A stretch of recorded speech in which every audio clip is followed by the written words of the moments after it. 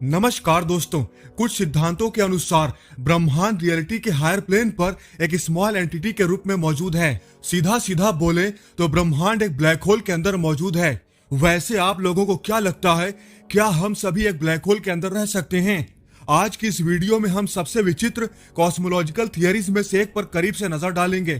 तो चलिए शुरू करते हैं। तो दोस्तों, अगर ब्रह्मांड में कोई एक चीज है जो हमें अपने विस्मयकारी, थोड़े डरावने और समझाने से इनकार करने वाले तरीके से जोड़ती है, तो वो है ब्लैक होल। हम जानते हैं कि ये चीजें मौजूद हैं और हम ये भी जानते हैं कि ये हमारे ग्रह को कुछ ही पलों में खत्म कर सकती हैं। लेकिन अभी भी बहुत कुछ ऐसा है जिसके बारे में हम नहीं जानते, और इन कॉस्मिक जायंट्स के सभी खतरों के बावजूद कुछ सिद्धांत हैं जो हमारे अस्तित्व के लिए महत्वपूर्ण हो सकते हैं।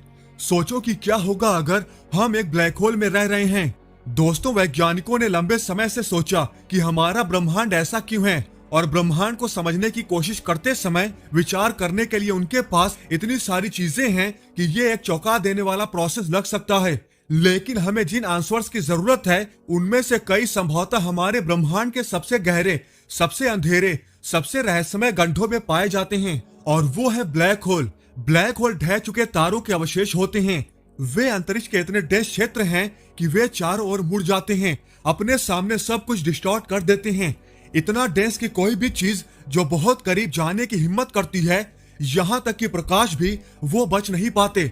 आज वैज्ञानिक इस डार्कनेस के हर्ट की लगातार जांच कर रहे हैं, और जबकि कोई भी निश्चित नहीं है कि उनके पर्दे के पीछे क्या छिपा है। करंट थियरी हर ब्लैक होल के बिल्कुल सेंटर में अनंत घनत्व के एक पॉइंट का उल्लेख करते हैं, जिसे सिंगुलैरिटी के रूप में भी जाना जाता है। यहीं पर फिजिक्स के नियम, जिसमें स्पेस और टाइम शामिल हैं, पूरी तरह से टूट जाते हैं। कुछ भी बाहर नहीं निकलता, कुछ भी समझ में नहीं आता, और हम इसके बारे में कुछ भी नहीं कर सकते। हालांकि ब्लैक होल के अलावा इतिहास में एक और प्रसिद्ध रचनात्मक उदाहरण है जहां अनंत घनत्व के एक पॉइंट ने महत्वपूर्ण भूमिका निभाई, और वो है हमारे ब्रह्मांड के शुरुआत में, जिसे हम बिग बैंग के नाम से जानते हैं। तो क्या ये घटनाएं किसी तरह एक दूसरे से जुड़ी हो सकती हैं? कुछ लोगों के अनुसार वो हो सकती हैं। ब्लैक होल में पॉइंट ऑफ नो रिटर्न को निर्धारित करने वाली सीमा को इवेंट होराइजन कहा जाता है। कुछ मायनों में इवेंट होराइजन को सिंगुलैरिटी को छिपाने वाले एक आवरण के रूप में माना जा सकता है, जो केवल तब प्रकट होता है जब वापस लौटने के लिए बहुत देर हो चुकी होती है। हालांकि महत्वपूर्ण बात यह है कि जब कोई तारा ब्लैक होल बनाने के लिए ढहता है, तो इवेंट होराइजन पहले तेजी से बाहर की ओर बढ़ता है और फिर धीरे धीरे और अधिक धीरे धीरे बढ़ता है, क्योंकि आसपास का मैटर धीरे धीरे गहरे कुंड में गिरता है। ये एक पैटर्न है जिसे हमने कुछ हद तक ब्रह्मांड की शुरुआत में भी देखा है। हमारे ब्रह्मांड के जन्म के बारे में सबसे प्रमुख व्याख्या बिग बैंग थियरी है। ये कहती है कि सब कुछ एक असीम रूप से घने, गर्म बिंदु, एक सिंगुलैरिटी के रूप में शुरू हुआ, जो फिर एक गुब्बारे की तरफ फैल गया, लेकिन अकल्पनीय गति से, फिर धीमा हो गया और 13.8 बिलियन साल बाद आज के ब्रह्मांड में तब्दील हो गया। बेशक हम जानते हैं कि ब्रह्मांड का विस्तार फिर से तेज हो गया, संभवतः डार्क एनर्जी की बदौलत, लेकिन इसे किसी दूसरी वीडियो के लिए रख लेते हैं। हालांकि ब्लैक होल के विकास और हमारे ब्रह्मांड के जन्म के बीच समानताओं ने कुछ शोधकर्ताओं को यह पूछने पर मजबूर कर दिया कि क्या हमारा ब्रह्मांड किसी दूसरे ब्रह्मांड के ब्लैक होल का इवेंट होराइजन है? क्या हम वाकई इन सबसे रहस्यमय और अज्ञात सुपर स्ट्रक्चर में से एक के अंदर रह रहे हैं? ये हाइपोथेसिस फिजिक्स के दो सेंट्रल थियरीज पर आधारित हैं, जनरल रिलेटिविटी और क्वांटम मैकेनिक्स। अल्बर्ट आइंस्टीन द्वारा फॉर्मुलेटेड जनरल रिलेटिविटी एक मैक्रोस्कोपिक थियरी है जो ब्रह्मांड को उसके सबसे बड़े पैमाने पर डिस्क्राइब करती है, जहां ग्रेविटी डिस्टॉर्टेड स्पेस टाइम का परिणाम है। वहीं क्वांटम मैकेनिक्स बहुत छोटे की दुनिया से संबंधित हैं, जो परमाणुओं से शुरू होकर मैटर के फंडामेंटल स्ट्रक्चर में गहराई से समा जाती हैं। वैज्ञानिक लगातार इन दो सिद्धांतों को किसी ऐसी चीज में संयोजित करने के लिए संघर्ष कर रहे हैं जिससे ऐसी घटनाओं का बेस्ट डिस्क्राइब हो सके जहां बड़े और छोटे एक दूसरे को इंटरसेक्ट करते हों, जैसा कि वे ब्लैक होल के भीतर रहस्यमय तरीके से करते हैं। गुरुत्वाकर्षण का आइंस्टीन कार्टन सिद्धांत सबसे पहले में से एक था, जिसे 1922 में फ्रांसीसी मैथमेटिशियन एली कार्टन ने प्रस्तावित किया था। इसने वैज्ञानिकों को नॉन क्वांटम मैकेनिकल प्रॉपर्टी पर अधिक बारीकी से नजर डालने के लिए प्रेरित किया, जिसके बाद टाशन नामक एक नई अवधारणा का विकास हुआ। साल 2012 में पॉलिश थियोरेटिकल फिजिसिस्ट निकोडेम पोप्लोवास्की ने टाशन को स्पेस टाइम की एक तरह की पुनः कल्पना की आवश्यकता के रूप में समझाया।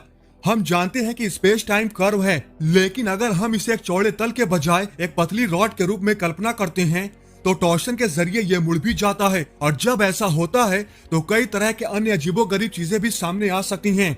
आज के प्रश्न के लिए सबसे महत्वपूर्ण बात यह है कि ब्रह्मांड के शुरुआती स्टेजेस में टॉर्शन ने ग्रेविटी के काउंटर फोर्स के रूप में काम किया होगा, और ये सभी ब्लैक होल के भीतर भी ऐसा ही कर सकते हैं। पॉपलोवास्की ने 2014 में एक प्रस्ताव दिया था कि टॉर्शनल फोर्स का मतलब यह हो सकता है कि ब्लैक होल अनंत कोलैप्स का स्थल होने के बजाय शायद अंतहीन क्रिएशन का स्थल बन सकता है। ये एक ऐसा प्रोसेस है जिसे विज्ञान अब आम तौर पर बिग बाउंस कहता है, और हम जानते हैं कि बिग बाउंस सिद्धांत भी ब्रह्मांड के निर्माण के वैकल्पिक सिद्धांतों में से एक है। मोटे तौर पर कहें तो बिग बाउंस थियरी का तर्क है कि ये ब्रह्मांड जिसमें हम सभी वर्तमान में रह रहे हैं वास्तव में ब्रह्मांड की लंबी श्रृंखला में लेटेस्ट है। वे नियमित तरीके से फैलते और सिकुड़ते हैं, और हर बार जब सारा मैटर और एनर्जी रिडिस्ट्रीब्यूटेड होती हैं तो ये कुछ नया पैदा करती हैं। यहाँ तक कि नेचर के अपरिवर्तनीय नियम हमारे दृष्टिकोण से वो भी अलग अलग तरीके से सामने आते हैं। लेकिन ऐसे अविश्वसनीय मैकेनिज्म को संभव बनाने में क्या मदद कर सकता है? ऐसे पावरफुल प्रोसेस को कौन संभाल सकता है? आपने सही अनुमान लगाया, एक ब्लैक होल। ये आपको उस जमीन पर सवाल उठाने के लिए काफी हो सकता है जिस पर आप चलते हैं और जिस हवा में आप सांस लेते हैं। लेकिन इस सिद्धांत के बारे में और भी रोमांचक बात यह है कि इसके इम्प्लीकेशन इवेंचुअली एंडलेस हैं, क्योंकि अगर हम एक पल के लिए कल्पना करें कि हमारा ब्रह्मांड एक ब्लैक होल के अंदर मौजूद है और वह ब्लैक होल दूसरे ब्रह्मांड के अंदर मौजूद है, जो दूसरे ब्रह्मांड में दूसरे ब्लैक होल के अंदर भी मौजूद हो सकता है, एंड सो ऑन। यह भी सुझाव देता है कि हमारे स्तर पर हमारे ब्रह्मांड में हर एक ब्लैक होल इसके अंदर किसी दूसरी दुनिया का प्रवेश द्वार भी हो सकता है। और ये देखते हुए कि हमारे ब्रह्मांड में सचमुच खरबों की संख्या में ब्लैक होल हैं, तो हमारे पास पॉसिबल यूनिवर्स प्रोड्यूसर्स की इसेंशियली इनफाइनाइट सप्लाई है। और जबकि हम ये देखने और पुष्टि करने में असमर्थ हैं कि ब्लैक होल के अंदर क्या होता है और क्या नहीं होता, अन्य ब्रह्मांडों के ऑब्जर्वर संभवतः उतने ही अनजान हैं जितने कि हम हैं, जो इसे वास्तविकता का सबसे बेस्ट गुप्त रहस्य बनाता है। महत्वपूर्ण बात यह है कि इस शानदार सिद्धांत को पूरी तरह से वेरीफाई करने के लिए वर्तमान में कोई एक्सपेरिमेंटल एविडेंस नहीं है। ये इस बात का पता लगाने के कई प्रयासों में से एक है कि यह सब कैसे, क्यों और कहां से शुरू हुआ। अमेरिकन थियोरेटिकल फिजिसिस्ट ली स्मॉलिन ने 1990 के दशक की शुरुआत में कॉस्मोलॉजिकल नेचुरल सिलेक्शन के रूप में जाना जाने वाला एक सिद्धांत सामने रखा।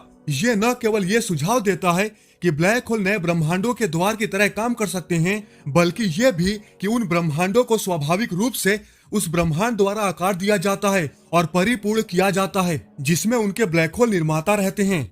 ऐसी वास्तविकता में ऐसे बेबी यूनिवर्स हैं जिनके फंडामेंटल कांस्टेंट, अचल नियम जो ये निर्धारित करते हैं कि वे कैसे काम करते हैं, वे शिफ्टेड और म्यूटेटेड होते हैं, क्योंकि वे अपने पेरेंट यूनिवर्स से ब्लैक होल के माध्यम से आगे बढ़ाए जाते हैं। इसके लॉन्ग टर्म इम्प्लीकेशंस ये हैं कि सभी सपोज यूनिवर्स धीरे धीरे अपने सबसे इफेक्टिव और एफिशिएंट वर्जन की ओर आगे बढ़ रहे हैं। ये वे ब्रह्मांड हैं जो सितारों से भरे हुए हैं, जो सबसे अच्छे ब्लैक होल बन सकते हैं, जो फिर सबसे अच्छे ब्रह्मांडों को जन्म दे सकते हैं।